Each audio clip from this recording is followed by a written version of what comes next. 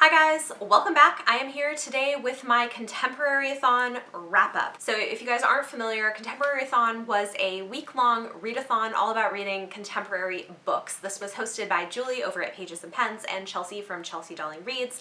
I will link their channels down below if you guys want to go check them out. I also did vlog the week, so I will leave a link up here to my vlog if you guys want to go and check that out.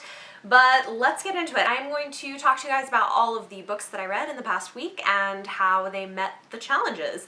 And exciting news, I'm pretty sure I actually met all of the challenges, so that's awesome. My TBR ended up being a little bit different from what I had anticipated, but still did pretty good. I ended up reading 6 books, 1 graphic novel, and I had a DNF as well. Let's get right into it and talk about what I read. The first challenge was to read a book with orange on the cover, and I actually read 2 books with orange on the cover. The first one was not on my TBR. This was an arc I had out from NetGalley that I forgot I needed to read, so I went ahead and did that. I will put a picture up here so you guys can see what it looks like, but this is Select Few by Merritt Weisenberg. I'm not going to talk too much about the specifics of this book, but it is the follow-up to The Select, which came out last year. And I really liked Select. The series is coming out from a smaller publisher, but I really enjoyed it. It is YA, I don't even know exactly what you would call it, kind of sci-fi, but not really. And it is about a teen girl who has a family that is a little bit cult-like and has been differently evolved to have all of these special abilities that they're trying to hide from the rest of the world. She doesn't quite fit in with her family. She looks different from them, but she still has some of the same abilities. And there is a forbidden romance. There's a lot of interesting stuff about family dynamics, and I just really thoroughly loved the first book. It was a 5-star read for me. Book 2 was 4 stars. I did still enjoy it. I liked it. I liked revisiting the world, and I thought it wrapped up a lot of things pretty nicely while still leaving room to continue on with the series if she wants to do so. However, I felt like the plot on this one meandered a little bit more and wasn't as, I don't know, focused, I guess, as I wanted it to be. So yeah, I still enjoyed it. It was a good book, but I felt like it was a little bit too all over the place. So it was 4 stars. So that was the first book I read that meets the Have Orange on the Cover challenge. The other book that I read for this is There by Tommy Orange, and I actually did this as a buddy read with Katrina from the Fabulous Book Fiend. I will link her channel down below as well. This is a debut novel. It is Own Voices literary fiction about Native Americans, and this is more specifically about urban Native Americans, and most of it is set in Oakland. This one I ended up giving, I think, 3.5 stars, and I'm really glad I read it, but it was definitely tough to get through sometimes. The subject matter is pretty heavy, definitely going to be a lot of trigger warnings for this one if you're interested in reading it. But also, some of the issues I have with this book may have to do with the fact that it is a very ambitious book for a first-time author, and so in some ways it's impressive. In other ways, I think he didn't quite carry it off the way he maybe wanted it to. But I do think that this is powerful, and it gets at a perspective that I think we don't get a lot of. I don't know that I've ever read a book by a Native American author before, and certainly not one about the Native American experience.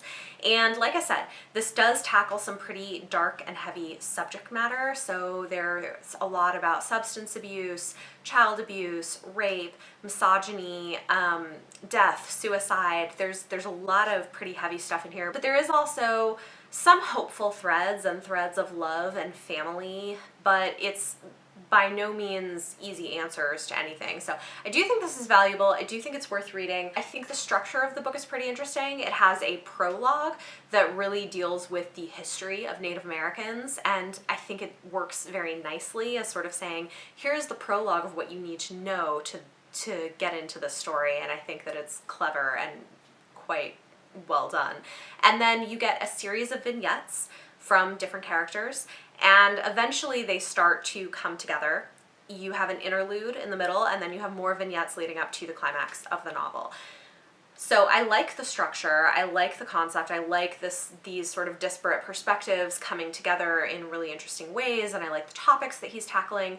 The issue that I really had with this, though, is I think there were too many perspectives and they were not distinct enough. I am not a person who has a problem reading multiple perspective books. I read a lot of high fantasy with multiple perspectives and don't usually have a problem keeping track of it.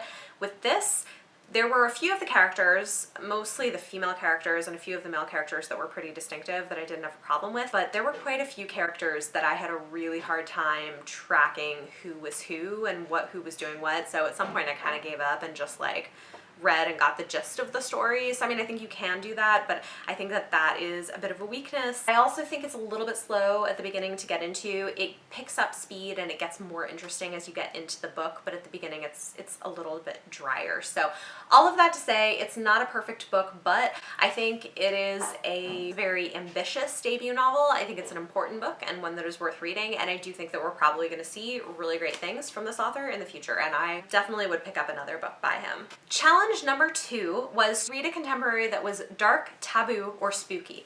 And I'm gonna say There definitely meets that challenge. It dealt with some pretty dark and taboo topics throughout it. There were lots of them. And this would also work for reading a diverse contemporary, but so would other books that I've read, so let's get into some of those. Another diverse contemporary that I read is actually the one that I picked up right after There because, guys, it was pretty heavy and I needed something a little bit lighter, so I picked up A Duke by Default by Alyssa Cole. This one is adult romance, and it was perfect. It was exactly what I needed after kind of the heaviness of reading There.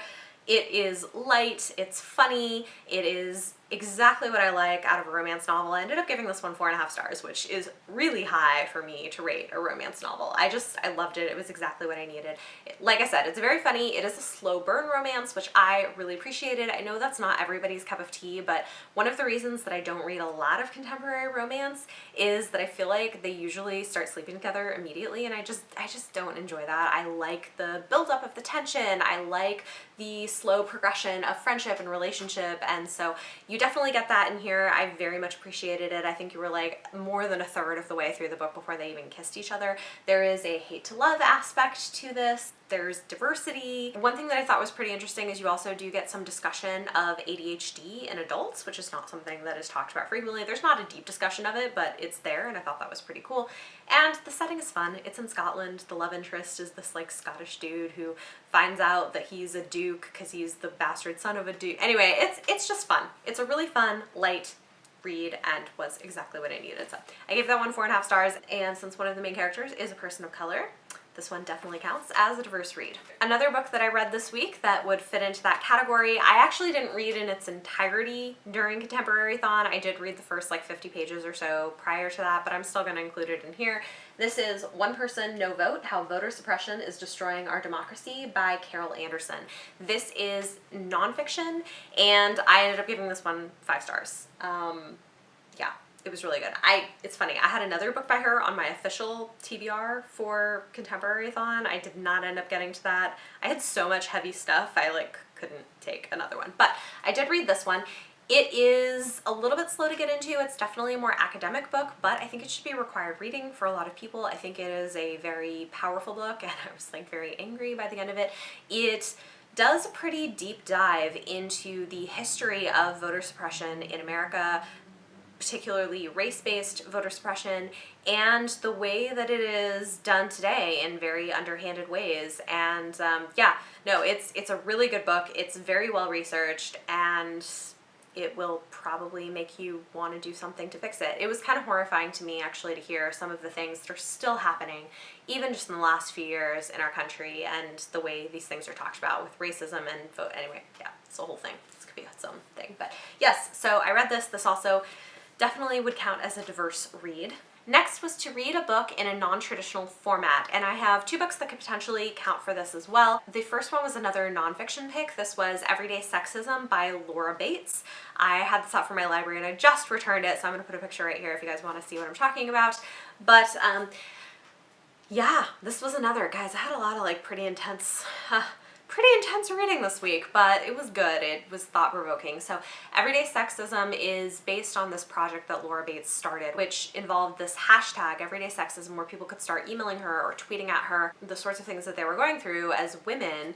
And so this kind of compiles that in a really interesting way and talks about the ways and places where women daily and regularly experience harassment, assault, and misogyny in ways that deeply impacts our lives. And a lot of this is stuff that people hadn't been really talking about. And so I feel like maybe this is a bit of a precursor to the Me Too movement that we're seeing now. This was published a few years back, and I'm really glad I read it. She does a great job of curating it. It's divided up into chapters that are targeted on specific things. So you have a chapter on sexism in the workplace, on women in politics, on women in the media, on women in college, etc. And it also really strives to be intersectional and talk about the ways that these things specifically impact women of color in different ways from other women.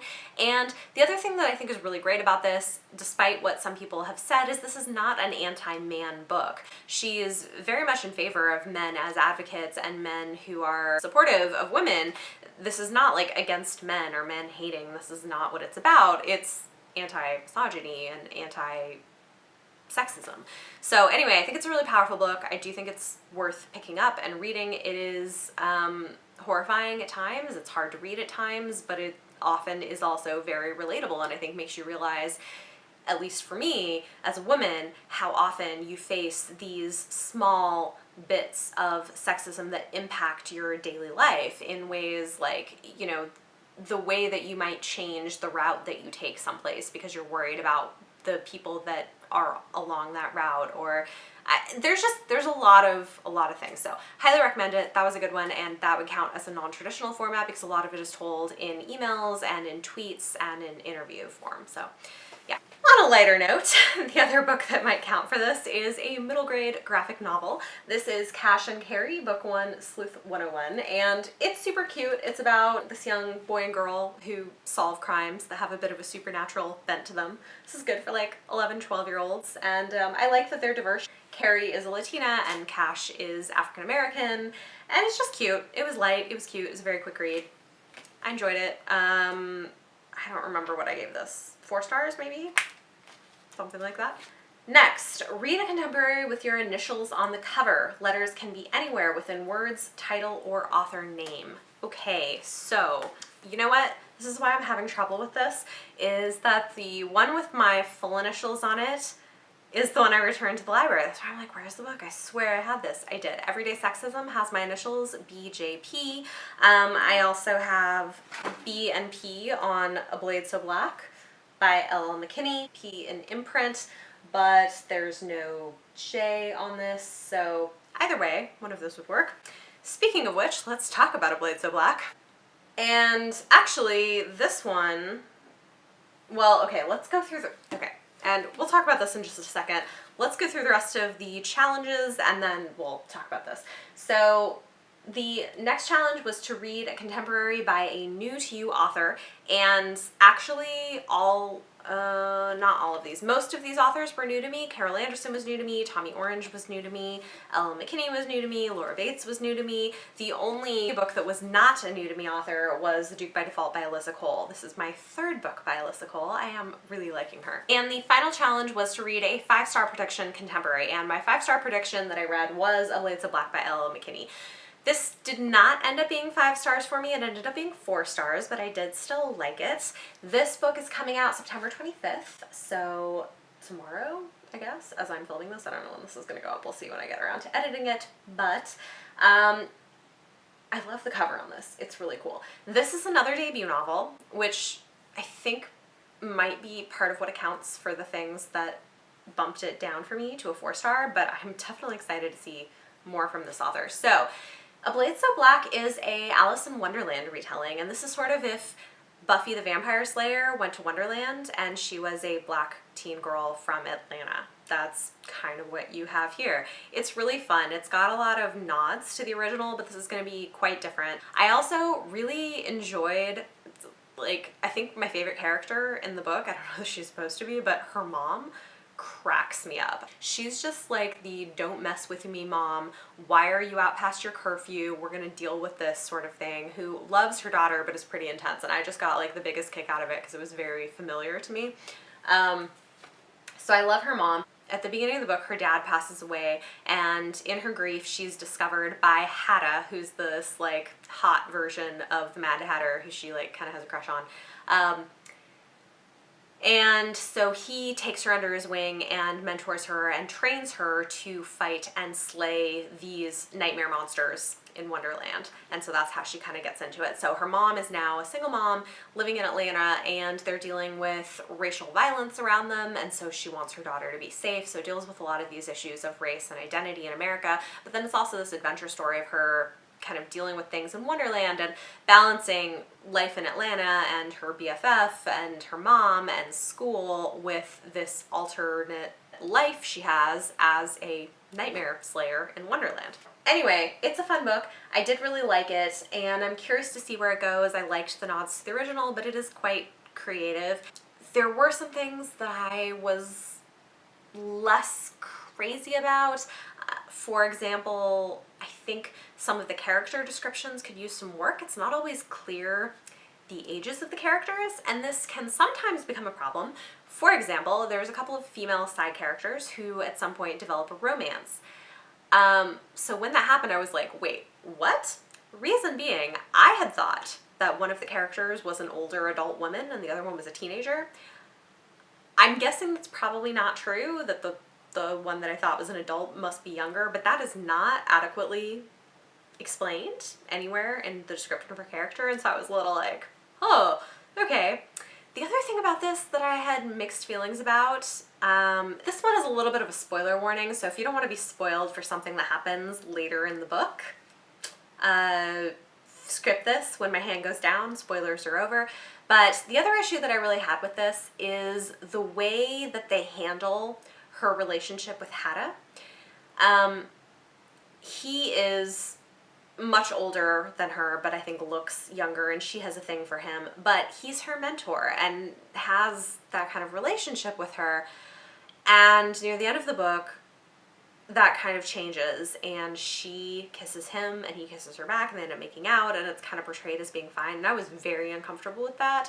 I guess if we're going back to the Buffy thing, you could maybe relate it to Buffy hooking up with Angel, which, if you think too hard about it, is also kind of an issue. But yeah, so I don't know, guys. I don't know how I feel about it. Like, there was something about the way it was written that I was just very uncomfortable with. So yeah, I didn't love that. I wish that had maybe been done differently, because he comes across as being much older and she's still a teenage girl. So yeah, anyway. Okay, spoilers over. So those are the things that I was not so crazy about, and some of the things that dropped it down to 4 stars. There were also some places where it could be polished a little bit, but also this is an advanced reader's copy, so it's possible that some of that got cleaned up in the final edition. But overall, I did like it. I think it's fun. I think if that sounds interesting to you, it's worth picking up. And it is clearly going to be the beginning of a series. I think I was also hoping that more would happen. I mean, things happen, but I think I was hoping to have the arc wrapped up a little bit more than it is at the end. It's not bad, but I wanted a little bit more from it. But they're definitely setting you up for another book in the series. So anyway, this was Blades of Black by L.L. McKinney. So I think I have talked about all of the books that I finished. The last thing I have to talk about is my DNF, because if you saw my vlog, you might know that evening of the last day, I thought, oh, let me pick up a book that I could maybe get through quickly. And I picked up this. It is People Kill People by Ellen Hopkins. This is told largely in verse. I had never read anything by Ellen Hopkins before, so this was my introduction to it. I read 150 pages of it and decided to DNF it. So let's talk about that. From what I gather, this author is a bit of an issue author and writes about issues, and this is purportedly about gun violence. It is partly told in verse and partly in kind of lyrical stories, and it is in first-person perspective with a bunch of different characters, and I'm assuming at the end of the book one of them or multiples of them use guns and violence happens and stuff. But we're seeing their perspectives, and they're all intertwined in interesting ways.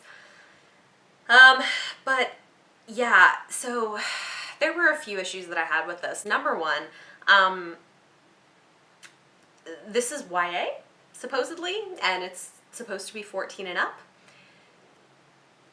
Yeah, I don't know about that. Maybe, I mean, maybe if it had been 16 and up, maybe, but like most of these characters are 18 and older, and two of the characters are part of a couple that have a baby and are married. They're pretty young. They had started a family young, so, you know, there's that, but still. And just some of the content in here is pretty intense. And to be perfectly honest, I DNF'd it because the content was too intense and I just didn't want to read it. So I have a little bit of an issue with the fact that this is YA, being said that it's appropriate for 14-year-olds.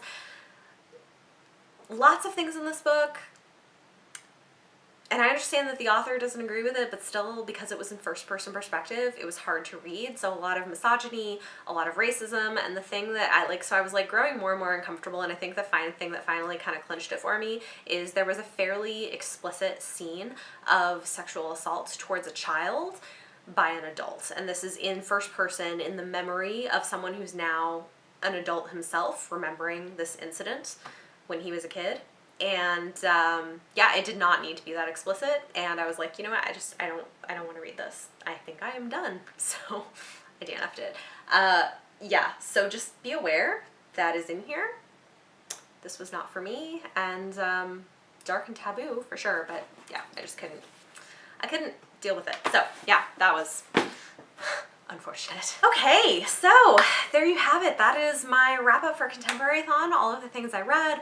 I'm pretty happy with how much I read, and I read a few things that were really, really great. It was just a lot of really heavy stuff. Like, now I'm like, okay, I need some light content in my life because it was so heavy. But talk to me in the comments down below. Let me know if you guys participated in Contemporaryathon, if you guys have read any of these, any of your thoughts. I would love to chat with you. If you like this video, give it a thumbs up, subscribe if you want to see more. Thank you so much for watching, and I will see you next time.